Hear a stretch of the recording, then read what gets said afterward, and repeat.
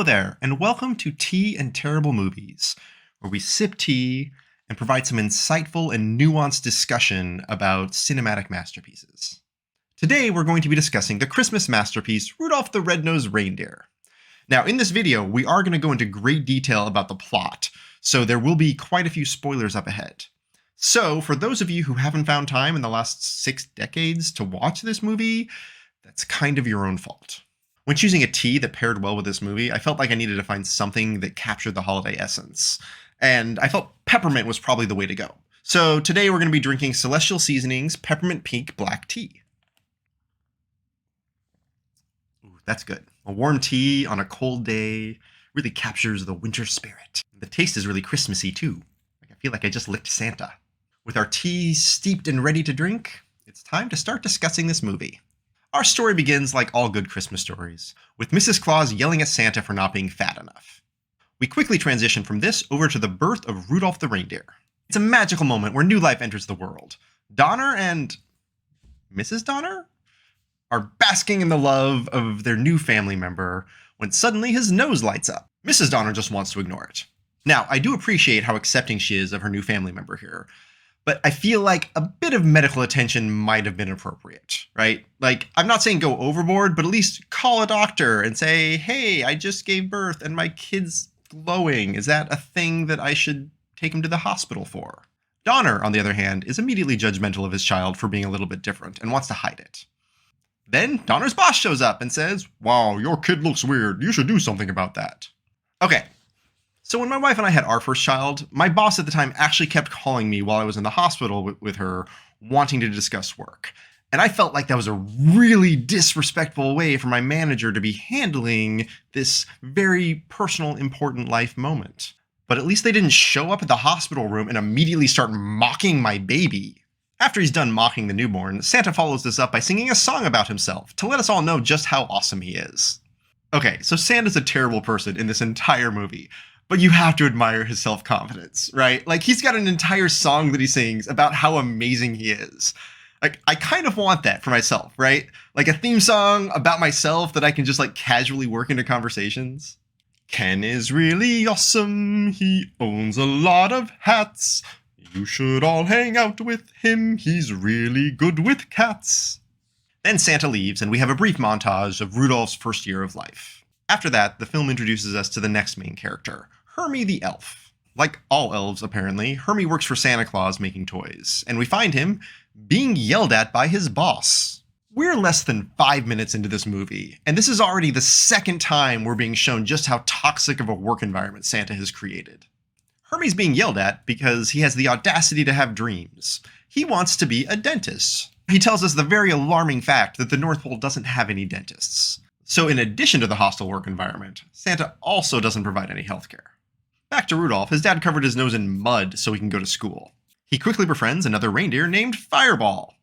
This is just the first of several amazing names in this movie. Like, that is way better than any of the other reindeer names, right? Like, Fireball is so much better of a name for a flying reindeer than Vixen.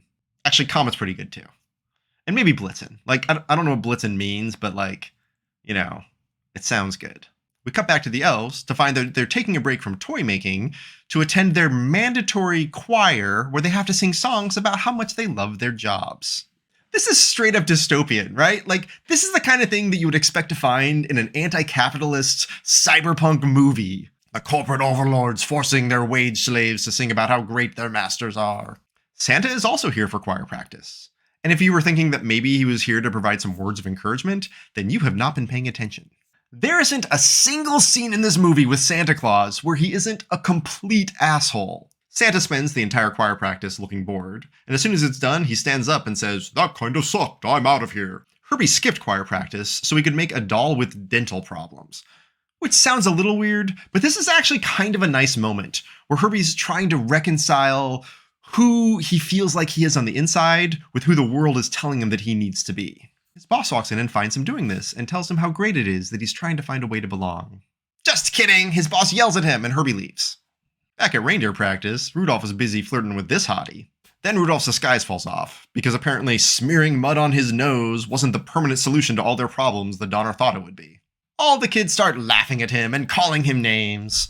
Their PE teacher notices this, so naturally, he joins in and tells everyone to make fun of the kid who's a little bit different. Most realistic part of this entire movie.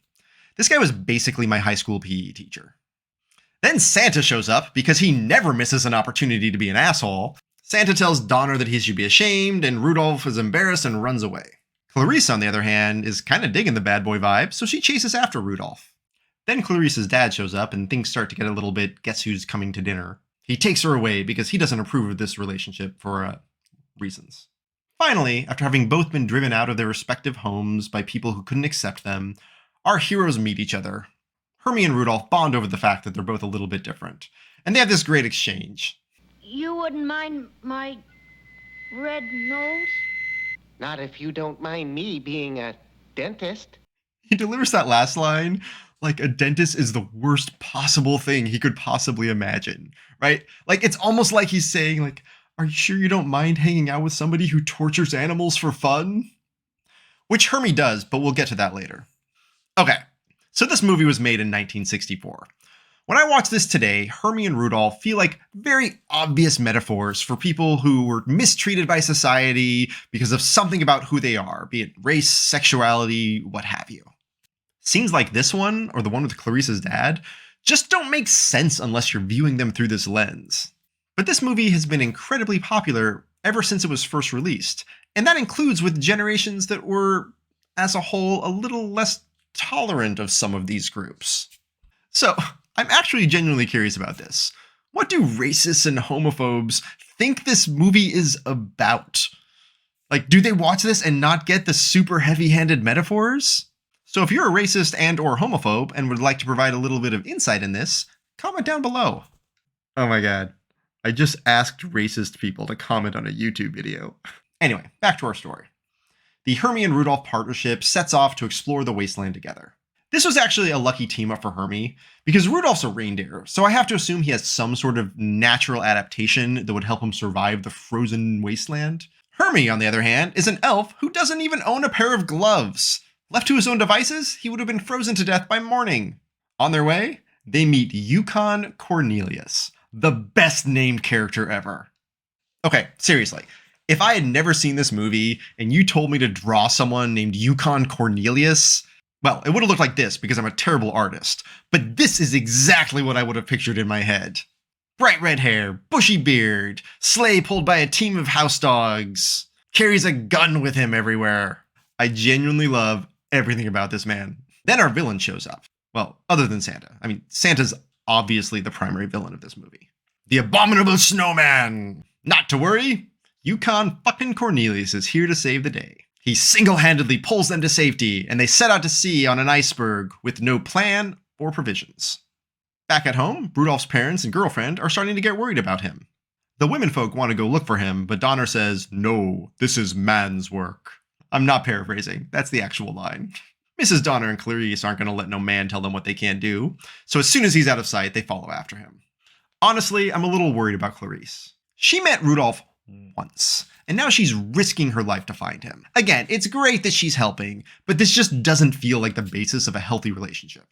Meanwhile, Rudolph and friends did not freeze to death on their iceberg. They find an island inhabited by misfit toys. Here we meet some other outsiders. Like our heroes, they were cast out from society for being a little bit different. Well, like Hermie and Rudolph at least. Yukon's just a badass ally who's along for the ride. Okay, there is a lot to unpack here. So the island of misfit toys is full of toys that were abandoned by their owners because they didn't like them, because they were weird for some reason. Some of these are misfits for obvious reasons, like a train with square wheels, or a boat that sinks. Like, I don't think you can call it a boat unless it doesn't sink. That's the one thing a boat does. But then there's some that are just kind of awesome, and I have no idea why the kids didn't like them. A squirt gun that shoots jelly? Yeah, maybe the parents didn't like it, but oh my god, that's amazing. Or a polka-dotted elephant? Or a cowboy riding an ostrich? I want more of this guy. Then there's Dolly, who has nothing visibly wrong with her, other than the fact that she kind of cries a lot. Well, it turns out Arthur Rankin Jr., one of the producers of this movie, addressed this in an interview much later. I'm not making this up. Dolly was a misfit because of her crippling depression and low self-esteem. Yeah. this guy. It's Charlie. Why is Charlie a misfit? Because he's a Charlie in the box, not a Jack in the box, and apparently that matters.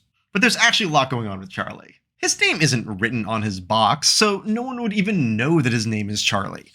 All he would have to do is just be okay with people calling him Jack, and everything would be fine. The only possible explanation is that Charlie is embracing being a Charlie. He is choosing not to be a Jack. He was born with everyone telling him he's a Jack and expecting him to act like a Jack. But he knew in his little toy heart that he wasn't a Jack. He was a Charlie. It would have been easy for him to just lie and tell everyone he's a Jack so he could fit in with all the other toys. But Charlie made the decision to be true to himself. He's a Charlie and he's not going to hide it. He would rather be an outcast on the island of misfit toys as a Charlie than pretend to be a Jack. Bravo, Charlie, bravest of the misfit toys. Anywho, the island of misfit toys is ruled by a winged lion named Moonracer. Who is this guy? No, really, I want to know more about this. There is some serious implied backstory here. Like, I have so many questions about Moonracer lore. The movie answers none of them, and I love every minute of it. Hermie and Rudolph explain to the winged lion that they too are misfits and ask if they can stay on the island. To which Moonracer says, no, you can't stay here. It's island of misfit toys, not island of misfits. Like, we'd have to get a new sign made that didn't say toys. It's a whole big thing. You're gonna have to leave. Oh, and by the way, after I cast you out of my haven for outcasts, could you do me a favor and tell Santa to come by and pick up some of these toys? On the surface, this actually seems a little jarring and kind of out of character. Moonracer created this home for all of these misfits, so why isn't he sympathetic to the plight of our heroes? So I've got a theory about this. But first, we need to discuss the politics of the North Pole. Now, I fully admit that there's a lot of conjecture in what I'm about to explain, but everything I say here is either directly supported or at least not contradicted by the source material. If we look at the North Pole, first of all, we have Santa's kingdom. We don't know the exact boundaries of it, but we do know that it covers the North Pole. There aren't any actual land masses at the North Pole, it's just an ice sheet, but the implication is that he controls the land all the way to the edge of the ice sheet. That's why Rudolph and friends actually had to set out to sea to escape his discriminatory rule. If we look at the sequel, Rudolph's Shiny New Year, we do learn that there are other political forces. Father Time has a castle and a small domain, which is politically independent from the Klauses. Then there's also the archipelago of Lost Year. If we expand to the larger Rankin Bass cinematic universe, The Year Without a Santa Claus also tells us that the Snow Miser has a castle up here. He also seems to have some sort of mutual assistance pact with the Klaus royal family. I believe that the island of misfit toys is here, between the polar ice sheet and Russia. This is a bit of a guess because we don't know exactly where Moonracer came from. I was hoping his crown might provide a clue, but after doing some research into historical crowns, I wasn't able to find any that matched the style. Our next best guess is to look into mythology, which brings us to Mesopotamia, who had legends of the Lamassu, the winged lion. While we may not be able to determine his exact origins, it seems likely to be somewhere in Europe or Asia. So my guess is that he would have settled in the first uninhabited island that he found when coming from that direction. So that's the layout of the North Pole. But here's the problem. We're told that Moonracer flies all over the world finding these misfit toys. So why hasn't he just flown the short distance over to the North Pole and asked Santa Claus for this favor himself? The answer to this is clearly that Moonracer must have tried this at some point in the past, and that Santa rebuffed him. Not only that, Santa's response was so harsh that Moonracer is afraid to even enter the polar ice sheet anymore. So why did Santa reject Moonracer, and why did he reject him in such a way that instilled fear into the winged lion's heart? The most likely explanation is that Santa is the one who made these misfit toys to begin with and doesn't want anyone to find out. And these weren't accidental mistakes. You don't accidentally make square wheels. You don't accidentally grab the wrong bottle of jelly when you're instilling sentience into a squirt gun. These toys were experiments. And when these experiments didn't turn out the way Santa wanted, he gave them away and denied their very existence. He's like Sid from Toy Story, piecing together these Frankenstein toy creatures without any care for how his creations feel. Actually, Sid at least kept the toys that he modified. He didn't abandon them. So Santa is worse than Sid from Toy Story. So Santa knows about the Misfits, and Moonracer knows that Santa knows about the Misfits. Moonracer further knows that Santa is hiding this information from his elves, knowing that they might rise up in open rebellion if they were to find out what he had done. Then Rudolph shows up in Moonracer's throne room. Rudolph, child of North Pole celebrity Donner. It's a long shot, but Moonracer knows that if Rudolph does make it back to the North Pole and confronts Santa about these toys, Santa will have no choice but to pretend he had no idea that these toys existed and go along with Rudolph's offer of rescuing the toys and finding homes for them. So don't judge Moonracer too harshly here. Yes, he's using Rudolph as a political pawn, but he's only doing it because it's the only chance he sees to find a home for all these other toys on the island. Alright, next up is when the movie gets dark. Rudolph leaves his friends because years of criticism have left him with deep internalized self-loathing. He wanders alone, struggling to survive, always on the run from the abominable snowman. This continues until he's fully grown. Okay, so we were told he was a year old when the PE teacher bullied him into running away from home. And male caribou reach adulthood at 6 years old. So that means he wandered alone in fear for 5 years. Always on the run, never knowing when he might get eaten by this giant yeti. After all this time, Rudolph returns home, I assume to seek revenge. But who does he meet when he first gets home? The exact same reindeer that bullied him back in PE class. They're also adults now, so naturally they respond by calling him names again. In fact, the exact same names they called him before. In 5 years, in all of their time from adolescence to adulthood, they didn't come up with any new material. There's just like a couple of guys who like peaked in grade school and are constantly trying to chase that high they felt that one time they made fun of that kid who was a little bit different. Rudolph ignores them because he doesn't suffer fools, and he heads on home to find his family is missing. Where could they be? Who shows up but dear old Santa Claus to explain to Rudolph that his family is off looking for him. Is Santa worried for their safety? No, he's just a little concerned that Donner might be late for work. Then a snowstorm hits. Obviously, it's winter at the North Pole. I assume it is always snowstorm up there. But there's actually a really good segment in the snowstorm montage. The wind is blowing, the wind blows over an igloo to reveal, who are those people? Are those aliens? Moving on. The movie kind of hand waves quite a bit here. Somewhere along the way, the Yeti captured Rudolph's parents and girlfriend. And also somehow Rudolph figured this out and also figured out where the Yeti cave was. So despite having run from the Yeti for 5 years, Rudolph decides to face his fear and go rescue his family from the abominable snowman. Whereupon the Yeti beats him to within an inch of his life with his club. Luckily for Rudolph, he's got Yukon fucking Cornelius on his side, who never stopped looking for his friend. And Hermie's there too. So now Cornelius and Hermie have to concoct a plan. There's a lot of options here. They could maybe create a trap, capture the Yeti. They could perhaps create a distraction so the reindeer can just escape. Maybe Yukon could use that gun he's been carrying around this whole time. Instead, they come up with a 3-part plan. Step 1, Hermie impersonates a pig. Step 2, Yukon causes an avalanche, knocking the abominable snowman unconscious. Step 3, rip all of the Yeti's teeth out. That poor Yeti. He was tortured, disfigured. He's unable to eat or survive at this point.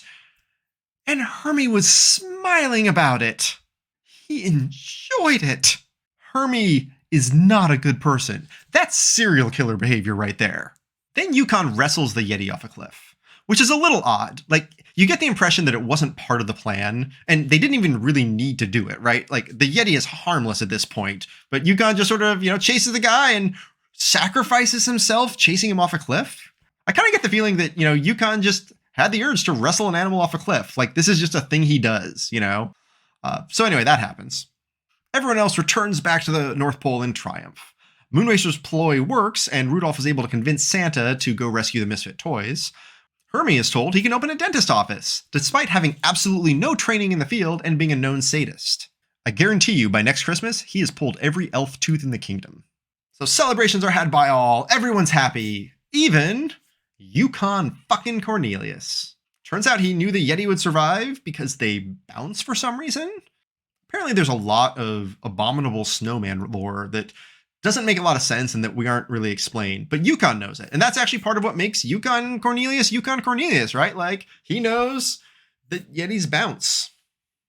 The rest of the movie is fairly predictable. Santa's eating dinner, trying to fatten up, and bitching about the elves singing. Oh, also, he decides to cancel Christmas because of the weather, because apparently it's never snowed in the North Pole before, and he is wholly unprepared for this development. But it turns out this dimly glowing red nose is enough to cut through this fierce snowstorm, the likes of which he has never seen before. And so Santa, realizing that Rudolph can now be useful to him, finally decides to pretend to be nice to him. So that's the moral of the story. Santa will love you and treat you well as long as you're useful to him. Christmas is saved and everyone sings again. Wait, there's still the epilogue. The misfit toys. What happened to them? Have they been forgotten again? Despair sets in. I haven't any dreams left to dream. Now that I know why she's on the island of misfit toys, this scene hits so much harder. Anyway, Santa shows up, guilted by Rudolph, and takes away all of Moonracer's subjects. However, he's already made toys for all of the kids on the good list, so that means that the misfit toys are being given to kids who were on the naughty list who weren't already going to get presents. So we'll see how that plays out. All right, so what do we think about the movie? I'm not going to review Rudolph the Red-Nosed Reindeer. Like, that's pointless at this point. You've probably already seen it. You'll probably watch it again.